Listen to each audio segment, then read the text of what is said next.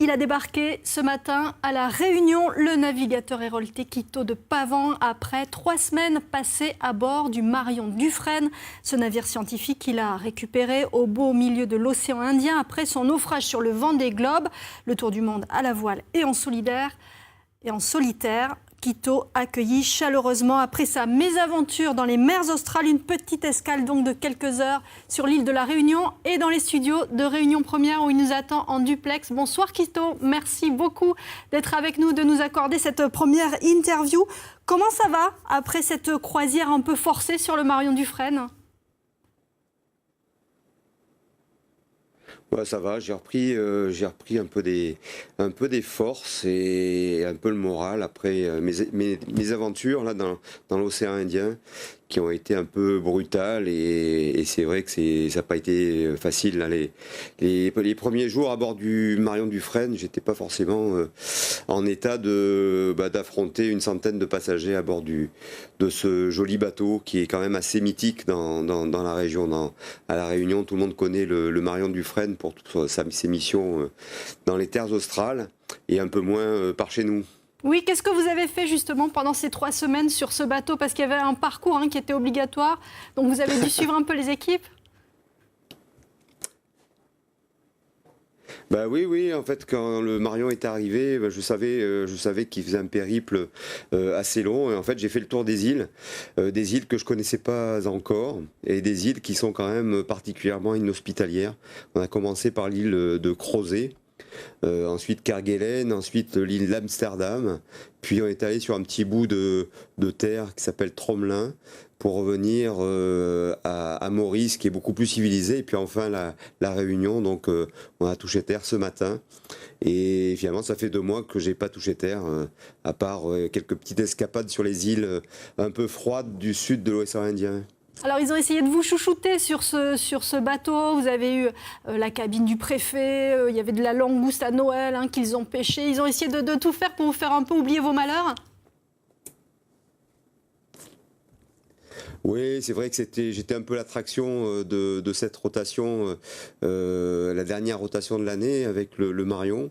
Et c'est vrai l'équipage était aux petits soins pour moi, l'équipage était assez discret. Évidemment, il y avait beaucoup de questions qui concernaient le Vendée Globe, quel grain de folie nous animait pour faire ce genre de choses. Mais c'est vrai que finalement ça a été 3 semaines assez inoubliables, parce que d'abord c'est des moments qu'on ne peut pas oublier. Il y a ces îles-là, il y a ce parcours, et puis ce mois finalement de navigation sur un cargo, sur un joli bateau avec un équipage assez nombreux. C'est un espèce de couteau suisse, ce Marion Dufresne, qui finalement amène, c'est le seul bateau qui navigue dans le coin et qui amène toutes les denrées nécessaires à la survie des quelques chercheurs, des scientifiques qui travaillent sur ces îles pour travailler sur la faune qui est absolument incroyable. Donc c'était très intéressant de pouvoir visiter ces îles, de voir cette faune déambuler. Et puis c'est vrai que sur le bateau, il y avait pas beaucoup d'animation quand même. Donc j'ai beaucoup lu, j'ai écrit un peu, et puis j'ai continué à m'intéresser à ce qui se passait sur le Vendée Globe. Oui, alors vous avez également croisé pas mal de baleines pendant ce périple. Alors, parmi elles, il y avait peut-être la coupable de votre accident. J'imagine que vous avez beaucoup repensé justement à cette avarie sur le Vendée Globe. Oui, c'est vrai que la mer est large, il y a de la place pour tout le monde, et que j'ai vraiment pas de chance sur cette course maudite pour moi. C'est vrai qu'il faut beaucoup de réussite pour passer à travers tous les pièges. On avait passé un certain nombre, d'abord dans la construction de ce projet Bastide-Otio pendant 2 ans, pendant la descente de l'Atlantique qui s'était plutôt bien passé.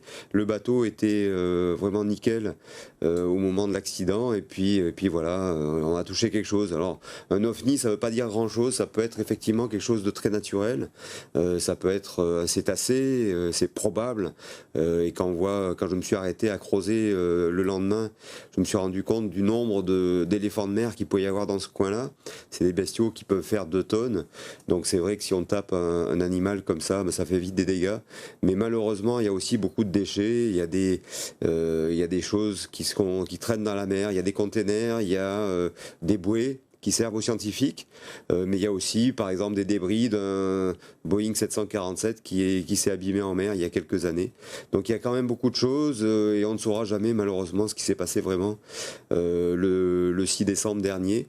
Mais voilà, c'est des choses qui arrivent. Quito, justement, on va y revenir sur ce fameux 6 décembre avant de se retrouver dans quelques instants. On va y revenir avec quelques images avec Philippe Barre, puis on se retrouve en duplex de la Réunion dans quelques instants.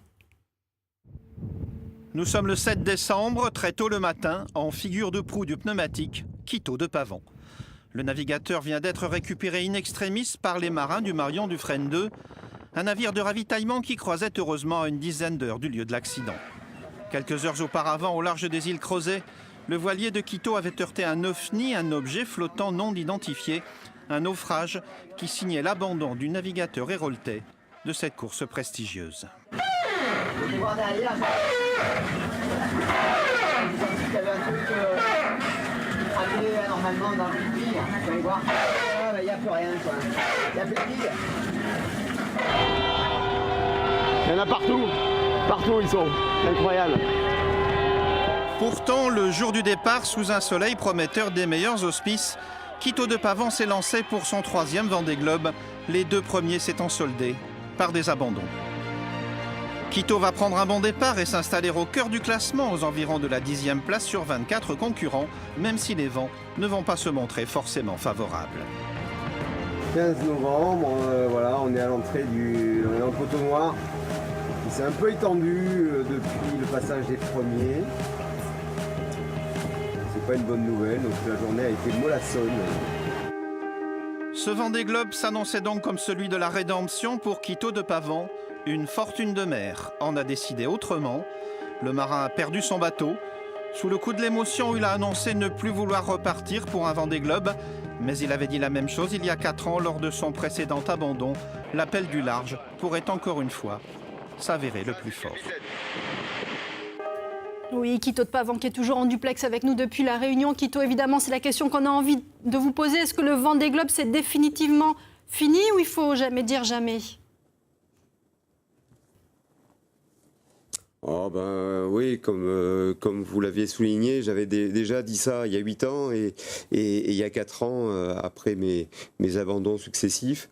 Alors tous les 4 ans on vieillit de 4 ans, hein, c'est la palissade, mais donc non, pour l'instant je pense que je vais m'en tenir là. Mais par contre, il est clair que moi j'ai envie de continuer à naviguer. Il y a une Transat Jacques Vabre qui va partir dans maintenant moins d'1 an. Du Havre et j'y serai avec un nouveau bateau. Alors là je vais rentrer en France, on va se mettre au boulot pour voir à peu près où on en est, faire le point sur la situation financière et voir comment on peut reconstruire le projet. On a quand même quelques atouts, on a des partenaires qui sont fidèles et qui sont très enthousiastes. Donc je pense qu'on va trouver des solutions rapidement pour trouver un autre bateau et continuer à naviguer. Et puis il y a la route du Rhum en 2018, donc il va se passer quand même beaucoup de choses. Voilà, et puis moi j'ai toujours envie, voilà, reste à savoir si toute l'équipe a toujours envie de subir voilà, tout ce travail, toute cette énergie dépensée.